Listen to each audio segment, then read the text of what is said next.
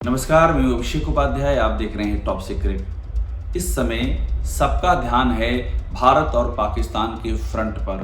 पाकिस्तान के साथ में एकदम जंग वाले हालात हो गए हैं। पहलगाम में जो नृशंस आतंकी घटना पाकिस्तान के भाड़े के आतंकियों ने की है, उसके बाद भारत ने पाकिस्तान को पूरी तरह से घेर लिया है। रिश्ते तोड़ दिए गए हैं। जो इंडस वाटर ट्रीटी है, उस ट्रीटी को होल्ड पे डाल दिया गया है। दूतावास की जो संख्या है भारत में, जो पाकिस्तानी दूतावास है, उसकी संख्या को घटा दिया गया है। सिर्फ 30 लोग बचे हैं वहाँ पर। सारा आवागमन, ट्रेड, ये सब का सब रद्द कर दिया गया है। जो पाकिस्तानी यहाँ हैं उनको कह दिया गया है कि वो तत्काल निकलें, भारत छोड़ें और पाकिस्तान पहुँच जाएं। मगर क्या बात इतने से ख़त्म हो जाती है? उधर चीन के बॉर्डर पर क्या चल रहा है, ये असीम चिंता का विषय है। हमारे पास जानकारी है कि चीन के बॉर्डर पर मूवमेंट देखे गए हैं और यही मूवमेंट ऐसे हैं जो परेशान करने के लिए काफ़ी हैं। और जो पुरानी कहावत है टू फ्रंट वॉर वाली, यानी कि आप पाकिस्तान से वॉर में उलझिए और चीन अपने नापाक मंसूबों को अंजाम देने की दिशा में आगे बढ़ जाएगा। तो अंदेशा इस बात का है, क्या वही सिचुएशन आ रही है क्या? और ये बात मैं इसलिए कह रहा हूँ कि चीन का जो बॉर्डर है, उसमें जो चीन की तरफ लद्दाख की बात मैं कर रहा हूँ, वहाँ पर 6 नए एयरबेस सैटेलाइट तस्वीरों में देखे गए हैं। सैटेलाइट से कुछ छिपता नहीं है।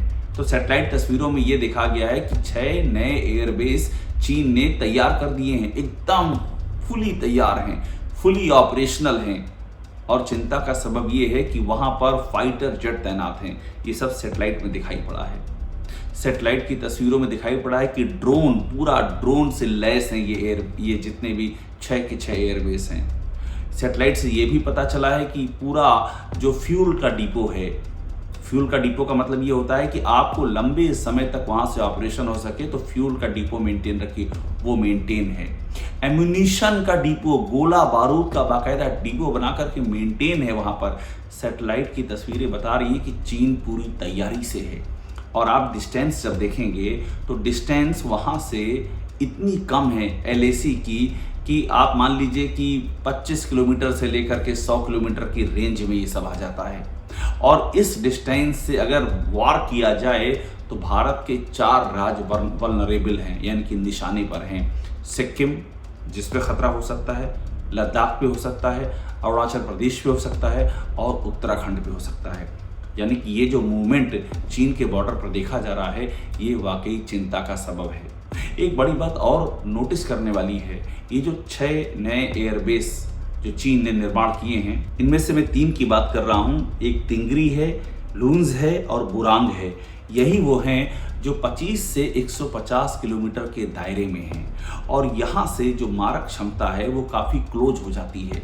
देखिए, अभी तक सिचुएशन क्या है कि आप लद्दाख की सिचुएशन को देखेंगे तो वहाँ पर भारत के लिए एडवांटेज है, क्योंकि चीन काफ़ी हाइट पर है। तो चीन जब हाइट पे है तो वहाँ से जो PLA की एयरफोर्स है, यानी कि जो चीन की एयरफोर्स है, जब वो ऑपरेट करेगी तो हाइट ज़्यादा है, अल्टीट्यूड ज़्यादा है, इसलिए पेलोड यानी कि जो बारूद रख करके, जो विस्फोटक रख करके, जो हथियार रख करके वो आगे बढ़ते हैं, वो कम रख पाएंगे, क्योंकि हाइट ज़्यादा है तो ज़्यादा पेलोड नहीं रख पाएंगे।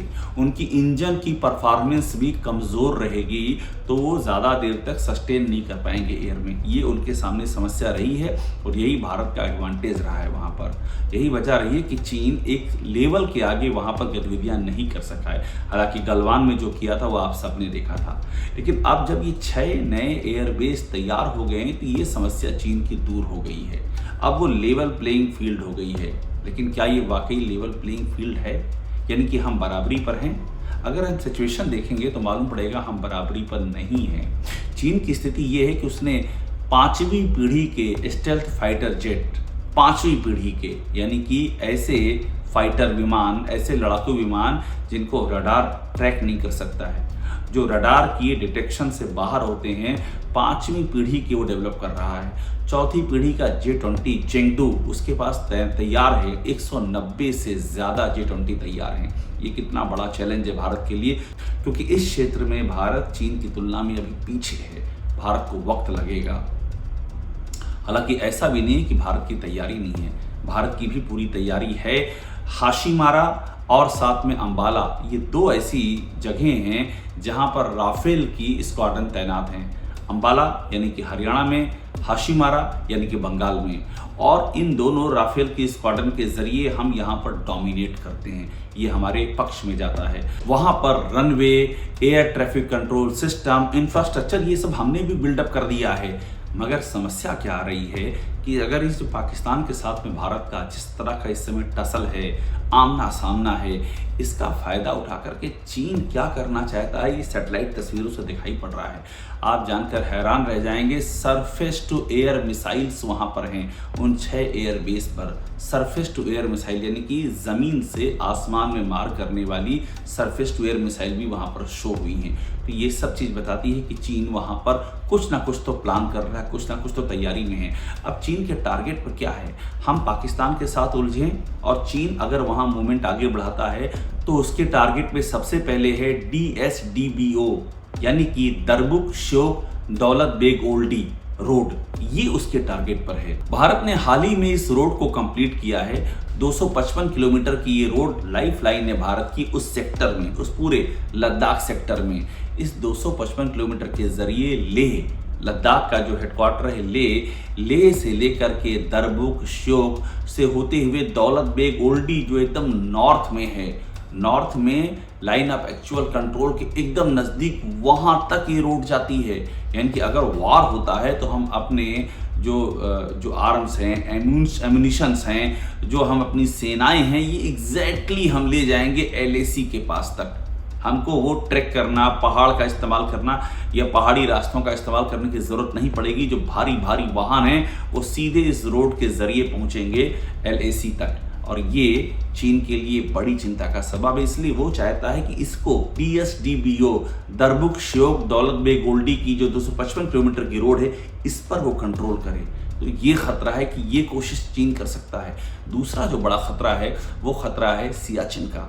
सियाचिन का नाम आपने सुना होगा, दुनिया की सबसे ऊंची जो युद्ध का स्थल है, सबसे ऊंचा, वो हमारे कब्जे में है। 1984 में सरकार थी इंदिरा गांधी की, ऑपरेशन मेघदूत चला करके इस पर काबिज हो गए थे हम। और हमारे लिए बहुत बड़ा स्ट्रेटेजिक पॉइंट है सियाचिन। तो इस सियाचिन पर भी कब्जा करने की चीन की कोशिश इसलिए हो सकती है क्योंकि सियाचिन पर रहने से हम पीओके पर नज़र रखते हैं। हम काराकोरम हाईवे जो निकलता है उसके पास से, काराकोरम हाईवे जो चीन और पाकिस्तान का एक तरह का जो साझा प्रोजेक्ट चल रहा है, चाइना पाक इकोनॉमिक कॉरिडोर, उसके चलते वहाँ पर ये बनाया गया है और ये चीन का मूवमेंट अंदर तक ले जाता है। तो उस पर भी हम सियाचिन ग्लेशियर से निगाह रखते हैं कि वहाँ पर क्या चल रहा है। तो सियाचिन ग्लेशियर ये चीन के टारगेट पर है और सियाचिन पर कंट्रोल करने के लिए वहाँ पास में सासेरला पास है। तो ये 20,000 फीट की ऊंचाई का जो सासेरला दर्रा है वो चीन इस पर भी कंट्रोल करना चाहता है। तो ये सब उसके पुराने प्लान्स हैं। गलवान वो 2020 में कर चुका है। गलवान करने का उसका पूरा आशय यही था कि सासेरला दर्रा हो गया, ये दौलत बेग ओल्डी रोड हो गई, इस सबको कंट्रोल करना, भारत के इंफ्रास्ट्रक्चर को कंट्रोल करना, ये चीन की कोशिश थी, ये चीन की मंशा थी। वो उसमें कामयाब नहीं हो सका। लेकिन चीन के बॉर्डर पर ये जो डेवलपमेंट है, इससे हमें अलर्ट रहना होगा। और अगर ये वार वाकई आगे बढ़ता है तो ये 2 प्रोंग वार होगा, ये हम जान लें। ये वार सिर्फ पाकिस्तान की तरफ नहीं, ये चीन की तरफ भी होगा। चीन ने तो बाकायदा जो बलूचिस्तान का इलाका है वहाँ से जो उनकी फाइटर जेट की स्क्वाड्रन है, लड़ाकू विमानों की, उसका डिप्लॉयमेंट लाइन ऑफ कंट्रोल की तरफ करना शुरू कर दिया है। ये पाकिस्तान ने ऑलरेडी शुरू कर दिया है।